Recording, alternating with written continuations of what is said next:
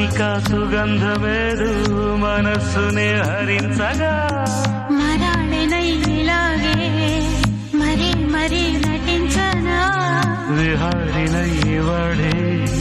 దివి భువి స్పృశించనా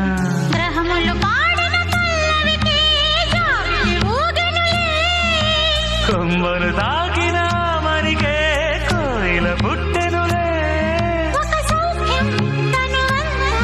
చెలరేగే క్షణాలలో అందాలలో అహో మహోదయం భూలోకమే నవోదయం నీలాకాశం దిగి వచ్చే లోయ